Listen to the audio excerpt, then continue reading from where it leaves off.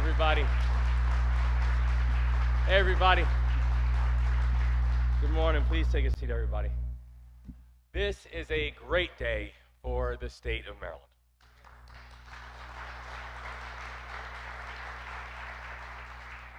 But it's not lost on me, and I know it's not lost on anybody here, that today's triumph was born out of tragedy. That just shy of 1 year ago, on March 26th, I got a call in the middle of the night, and I learned that the dolly had slammed into the Key Bridge and brought it down. In response to this horrible tragedy, that first morning, we laid out 4 key objectives.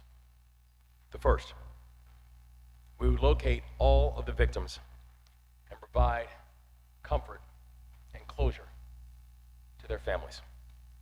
The second, we would clear the channel and fully reopen the Port of Baltimore to vessel traffic.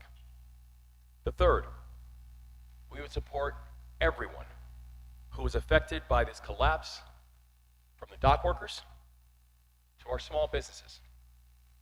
And the fourth, we would rebuild the Francis Scott Key Bridge. We tackled the first 3 directives faster than anyone anticipated.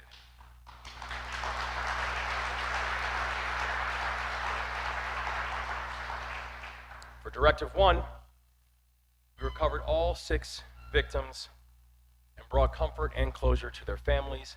And I want the entire state to know that we still continue to stand with those families and be with those families. And I want all of the families to know that the entire state continues to stand with you. Están en nuestros corazones, nuestros pensamientos y nuestras oraciones. Directive 2.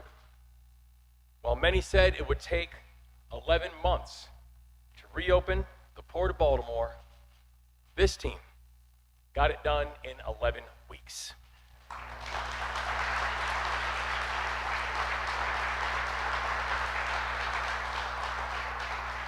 We had an extraordinary unified command that worked day and night to get that channel cleared, and to see so many members of that unified command, from the Coast Guard to the U.S. Navy, Coast Guard, U.S. Navy SUPSOL, from the Army Corps of Engineers to our local leadership, Mr. Mayor, and our local county and our county executives, to all of our federal partners, to our MDTA, our MDOT, our MSP, everybody who was involved in this work.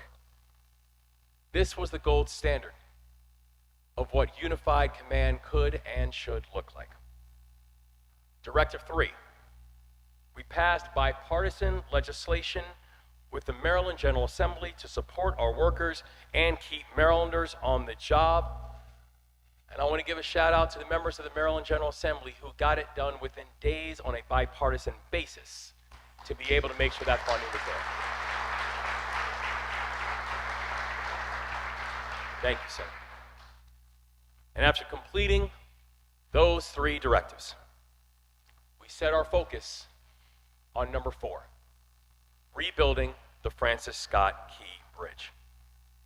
And this directive is not about nostalgia.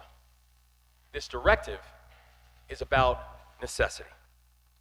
Because you cannot have a fully functioning Port of Baltimore, the gateway to America, without the Key Bridge. And we wanted to make sure that people understood that this was one of the core arteries that was necessary to make sure that the Port of Baltimore could continue to do all the work that it could do on behalf of not just the people of Maryland, but the people of this country. And when it came to making sure that we would rebuild the Francis Scott Key Bridge, we made sure to tackle this directive just like we tackled the other 3 directives. Together, arm in arm, that we were going to be mission first and people always. And over the last several months, we have spoken with, and I know I've spoken personally with over 160 members of Congress on this issue, explaining to them the importance, walking them through the details. They were able to work in partnership with our Attorney General, and our Attorney General, Anthony Brown, who recently filed suit against the Dolly's owners and managers to ensure that Marylanders will not shoulder the cost of rebuilding this bridge. That a broad bipartisan coalition assembled in both chambers to get the necessary support from leadership to assist with the financing of the key bridge had to move, and it had to move expeditiously. And the people of Maryland are grateful that Congress has stepped up strongly in helping to support this effort. And we would not be here if it were not for some of the best partners that I could ever ask for. Partners like our Lieutenant Governor, Aruna Miller.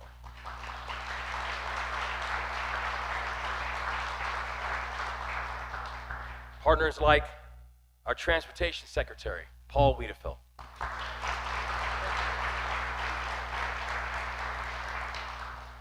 Partners like our extraordinary federal delegation. I know we have one of them here, the remarkable new Congresswoman Sarah Elfrith, and we're so happy to have you here. Thank you for all your leadership. And I know there's a few members who I also want to give a special personal shout out to include Congressman Nfume. I know this is his district, and I know he wanted to be here, but he's called down to Washington. And also two people who we would not be here if it were not for the work of Senator Chris Van Hollen and Senator Ben Cardin.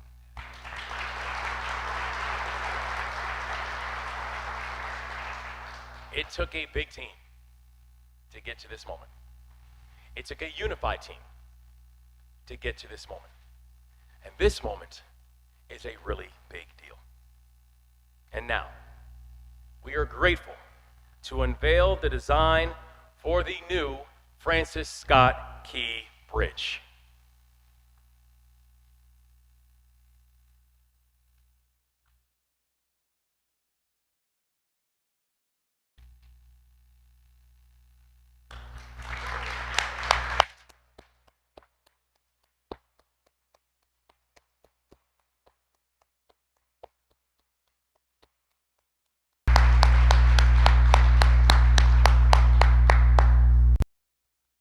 This proposal honors the architectural tradition of the Francis Scott Key Bridge. The original bridge was built using the most advanced industry standard and best materials available at the time. Our new bridge will also be constructed in accordance with the most advanced industrial standards and also the very best in infrastructure design. We are going to use the best materials available, and we are going to employ many Marylanders to get it done.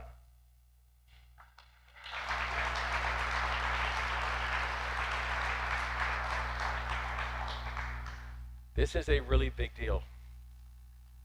And this is a moment that I know for so many of us, we've been waiting a long time for today.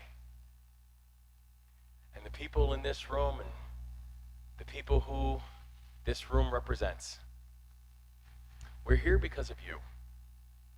We're here because you never stop pushing. We're here because you never stop believing that we would look up and one day again soon see the Francis Scott Key Bridge.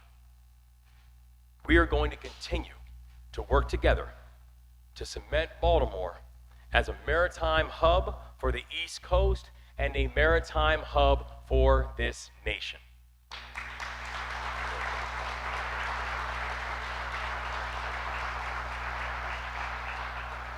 And this year, our administration has proposed new funding for a transformative project at Trade Point Atlantic. It is going to increase the Port of Baltimore's container capacity by 70%. It will create more than 8,000 jobs, and it will generate more than $1 billion in private investments.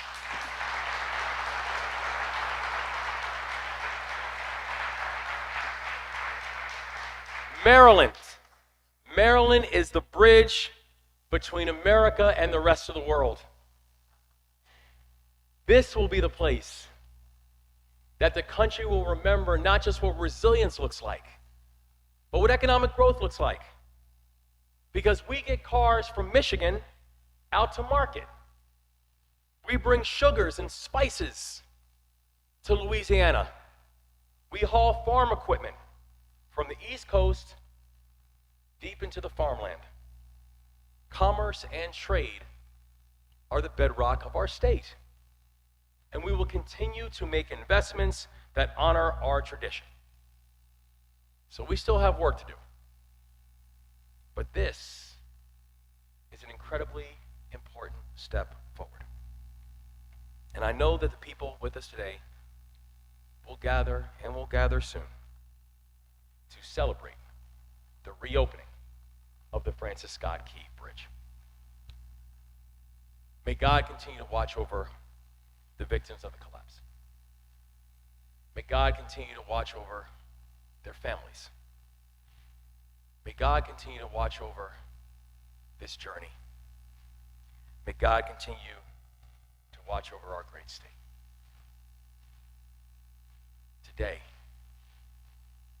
your hard work paid off. Congratulations, Maryland.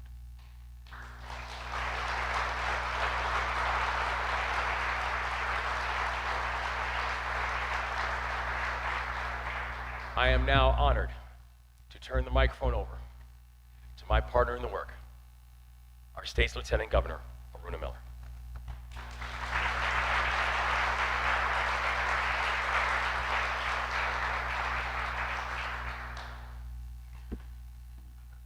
Governor, thank you so much, and thank you for your unwavering leadership. In one of Maryland's worst maritime disasters, you didn't just lead an effort to rebuild. You made sure Maryland stood strong, turning loss into momentum and uncertainty into resolve. On behalf of the people of Maryland, thank you, Governor Moore.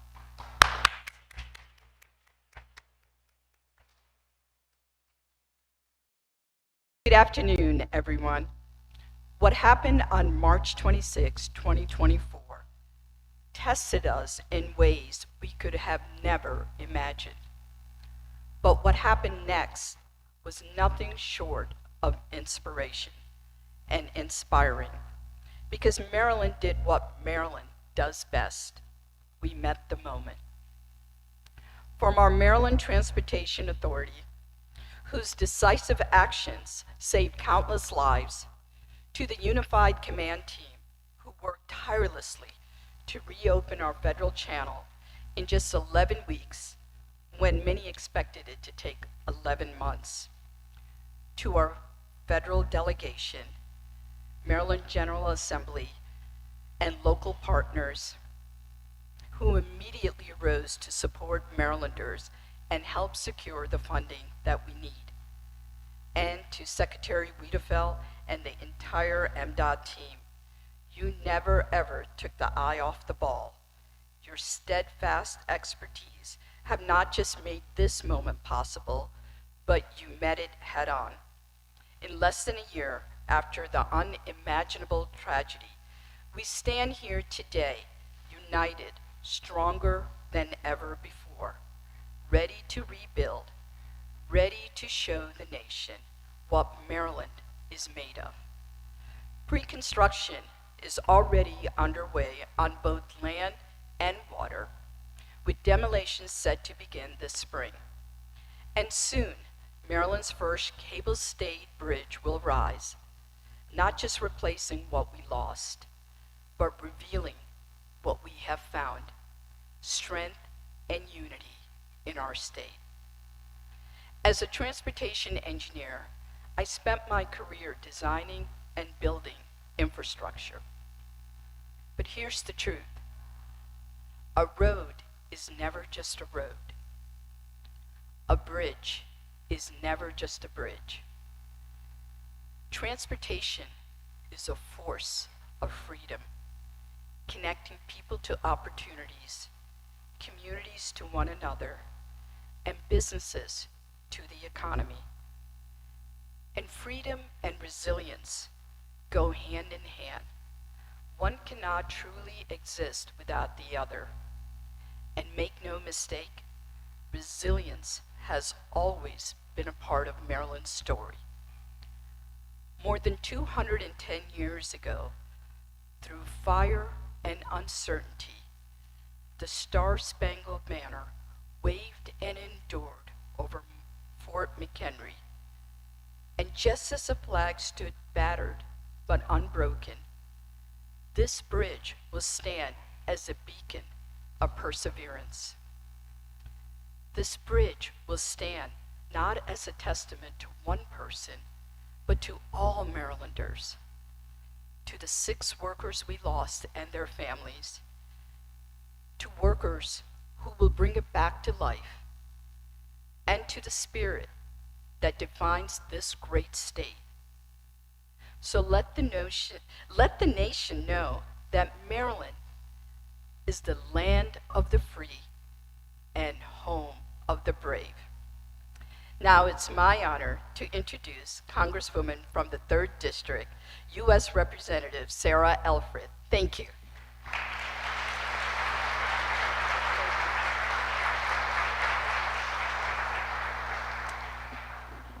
Thank you so much, Madam Lieutenant Governor. It's a privilege to be with all of you today. Thank you to the governor and his administration. You've kept your eye on the ball every single day since this tragedy occurred, and Marylanders know that. I'm here today on behalf of the entire Maryland congressional delegation, a number of whom are busy voting in DC right now. Senator Van Hollen, Senator Also Brooks, Congressman Mfume, of course, whose district we are sitting in, Congressman Olszewski, whose district was majorly impacted by this tragedy, and I am proud to represent Anne Arundel and Howard counties that were equally impacted by the transportation deficit that we've experienced. I'm so glad the governor highlighted the 6 lives that were lost and their families. Let's continue through this construction and through the opening to uplift those families and make sure they know how much we honor them. Now, I am old enough to remember when Republicans and Democrats could come together and do big things. It was only 2 months ago, actually, when led by the governor and quarterbacked by Senator Cardin, Senator Van Hollen, Congressman Mfume, Congressman Andy Harris, Chairman of the Appropriations Committee, Tom Cole, came together recognizing, as the governor said, this is not just a Baltimore asset and Baltimore problem. This is a regional asset. This is a national asset that deserves the investment of the U.S. Congress. And Governor, I think I mentioned when I went up to introduce myself to Chairman Cole, who's a Republican, on the floor 2 weeks ago, and to thank him for his tireless advocacy for this bridge in his committee, he said, "Oh, it was all your governor."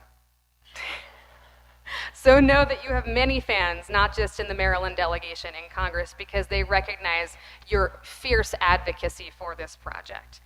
And I'll just close by saying, let this bridge be a beacon of what is possible, what can be accomplished through teamwork, through bipartisanship, and through the optimism of what can happen when we work together. Thank you very much for leading this effort. I'm proud to next introduce my fellow Towson University Tiger, Secretary of MDOT, Paul Wiedefeld.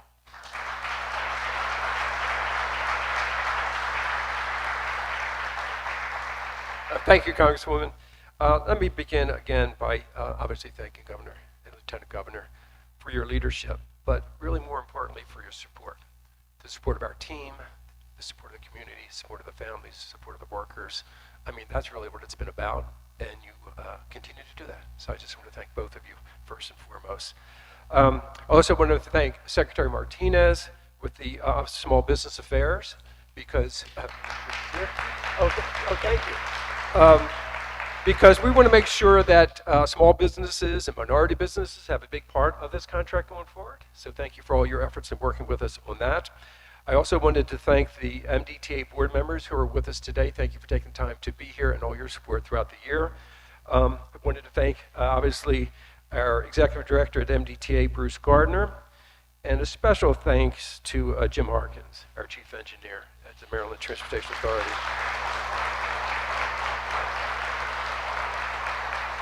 As you know, Governor, he was our point person on Unified Command At the same time, he was working behind the scenes on doing this.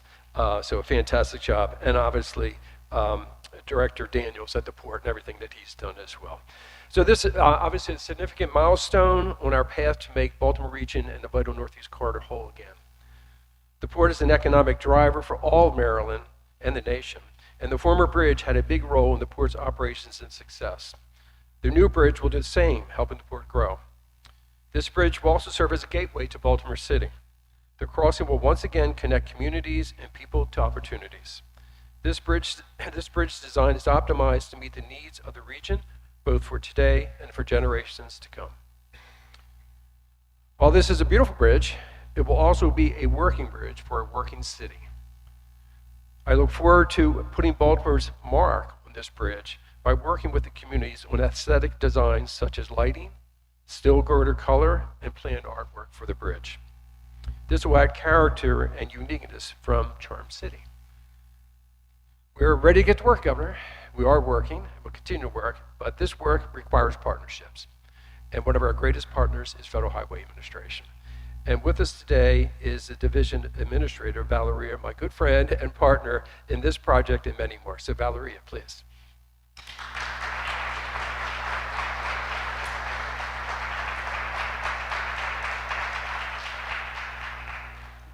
Thank you, Secretary Wiedefeld. What a glorious day today. Such a milestone. I am very happy to be here. I want to echo all the sentiments expressed today already and recognize the outstanding collaboration, partnerships that brought us to this point of rebuilding the Francis Scott Key Bridge, or as we call it at Federal Highway Administration, FSK. Near 11 months ago, Baltimore, Maryland, and the entire nation were shocked by the collapse of the FSK Bridge. When I learned of the collapse, I immediately thought about people who were on the bridge. My heart goes out to the families of 6 construction workers who perished that day. Their absence is deeply felt, and their families' lives will never be the same. The heroic actions of Maryland Transportation Authority officers who swiftly respond by closing the bridge approaches and communicating the emergency undoubtedly saved many lives. Thank you, officers, for your heroic actions. Following this catastrophic event, Federal Highway Administration mobilized immediately, working across multiple offices and in close coordinations with local, state, and federal partners.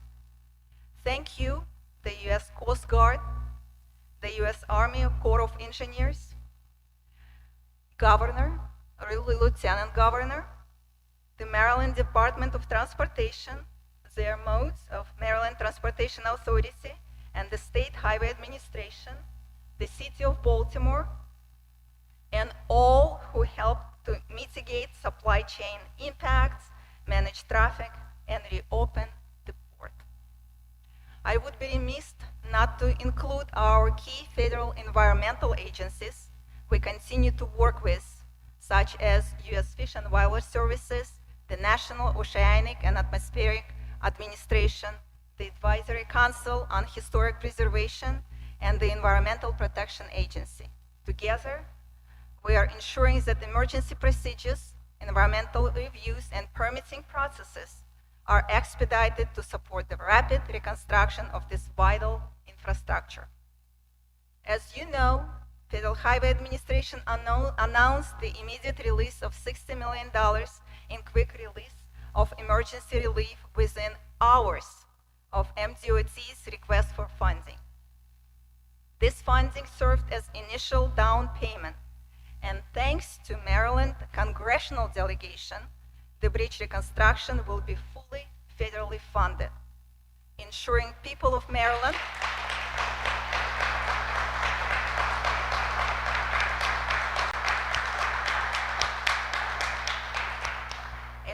that people of Maryland are not left to carry this financial burden alone.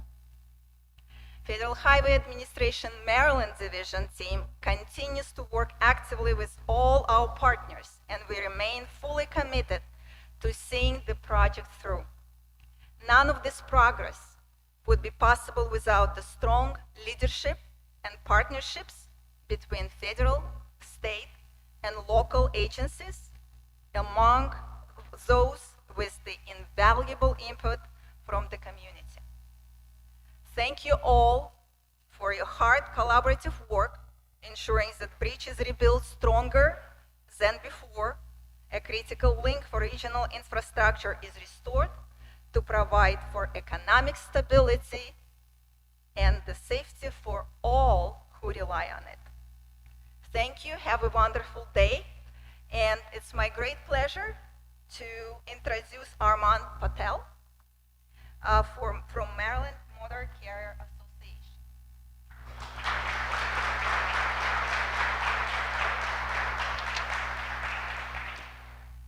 Good morning, everyone. On behalf of my organization, the Maryland Motor Truck Association, we're very, very pleased and excited to be here at this event. I certainly want to reiterate what all the previous speakers have mentioned. The level of cooperation, the level of anticipation was really unprecedented, I think, in almost any event, certainly in my career. On behalf of the trucking community as a whole, and especially those who service the port, we want to express our sincere thanks to all of those who helped with the disastrous impact of this tragedy.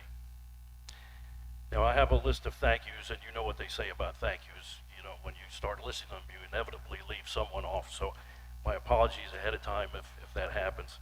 But our special thanks goes out to the White House and the U.S. Department of Transportation, who listened and understood the challenges that we faced, enabling the Federal Motor Carrier Safety Administration to enact temporary hours of service rulings, allowing our drivers to retrieve diverted Maryland cargo from neighboring ports. Governor Moore, whose leadership showed what can be accomplished while respecting the dignity of the victims and their families and emphasizing safety as a guiding principle. Secretary Wiedefeld, for his stewardship of resources and experience during the recovery process. An extra shout out to the entire team at the Maryland Department of Transportation, including SHA, the MDTA, for helping with the challenges of container transport and coordinating our requests. Port Director Jonathan Daniels, whose day-to-day advice and guidance help the community maintain focus while informing us of the progress and challenges of the effort. Secretary of Labor Portia Wu and her extraordinary team for the implementation of the Worker Retention Program and other support programs, including unemployment insurance available for independent contractors. Secretary of Commerce Kevin Anderson for the financial assistance to business owners. There are many others, but we also want to include the Maryland Department of Housing and Community Development, the Controller's Office,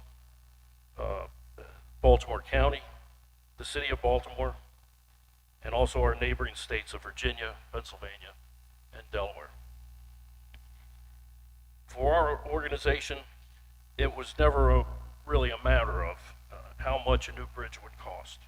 We're pleased that it's going to be backed by the federal government, but for us it was really a matter of how much would it cost not to rebuild it. The intermodal group from our association suffered a disproportionate impact from this tragedy, but the impacts are felt through today and will be felt until the new bridge is reopened. A study was recently released within the last few weeks by the University of Maryland and Morgan State University that estimates the collapse of the Francis Scott Key Bridge will increase the trucking industry's operating costs by $92.8 million in 2025, and each year thereafter until a new bridge is opened in 2028. That totals almost $450 million of additional expense. And that's if we remain on schedule, so we're holding you to it. That said, we are confident that there is a team in place to deliver a new bridge safely, on time, and within budget. Thank you again, everybody. At this time, I'd like to bring the governor back up to the podium for any questions.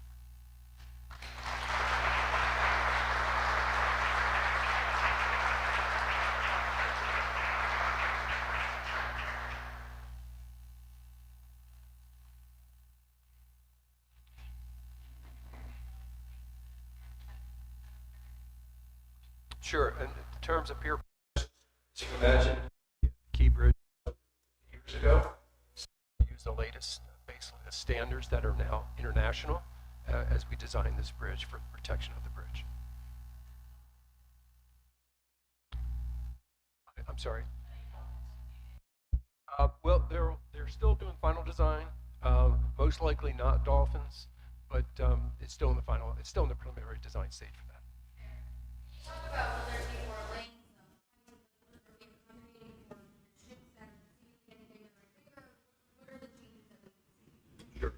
So the lanes will be basically will be to interstate standards today. So there'll be 10-foot shoulders on the outside and 4-foot shoulders on the inside.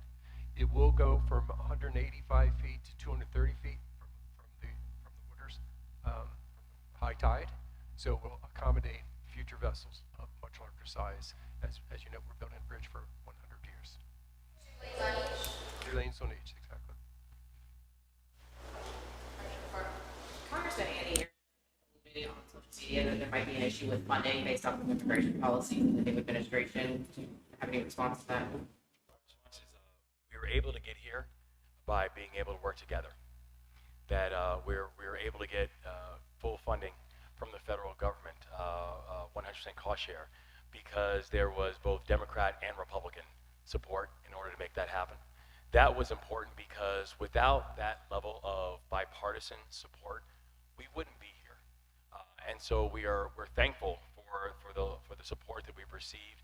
You know, Congresswoman Alred mentioned, you know, people like Chair Cole and Chair Womack, Republicans who believe that this project is necessary and required, and we're thankful and we expect the continued bipartisan support in order to complete the project. Next question. Yes, Governor, are you confident that this project will stay within the budget? And do you have any plans to help expedite travel while the bridge is being built through the area? Again, we have come a long way since coming up with the first estimate 3 weeks after the collapse of the bridge.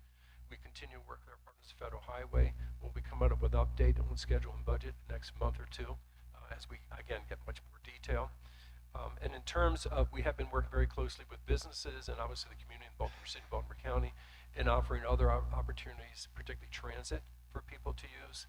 And clearly some of the things we've done to make sure if there's any incidents on the roadway to clear them as quickly as possible, just given the limited capacity that we have now in the system. There had been some question in the beginning of whether or not you were going to include a memorial to those who were killed while working on the bridge when the collapse happened. Is that part of this new design, and how would that work, and what would it look like? We know that once the bridge is complete, the memory of those who we lost on March 26th, their memory will not be forgotten. And so we will make sure, and we'll continue to make sure as we're going forward, that the memory of those that we lost will be remembered and preserved. The design process, trying to go through the design of the bridge. I had from Connecticut originally, it reminds me of our Como Bridge over the Hudson. Can you talk about that process of trying to find best practices nationwide? We have a international team working on it, to be frank, to help us with that. We have a very strong team, as I mentioned, with Jim here as our chief engineer. So we're basically taking the best of the best that we can find, but we're also very focused on the time to redo this bridge. You just heard from the Trucking Association, the impacts that has, and anyone that travels in this area knows that every day. And then in terms of keeping the costs, both today's costs and future costs, at a minimum as we can. When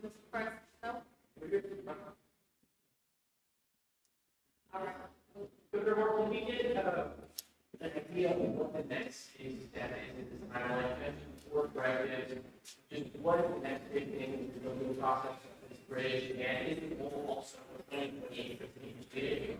Yeah, the next big step will be in the spring when we will have the demolition of the still enacted pillars that we need to take down, because immediately after the demolition, we'll begin the construction process. The beauty of today is that while today is the announcement about the cable stay, and again, the first cable stay bridge that we have in the state of Maryland, there has been work that's been already happening, whether it is soil sampling, whether it is work that's happening both in the water and also on land. So that work will continue, but the next big event the next big thing that we'll see will be the demolition of the pillars that are still enacted, because the construction will be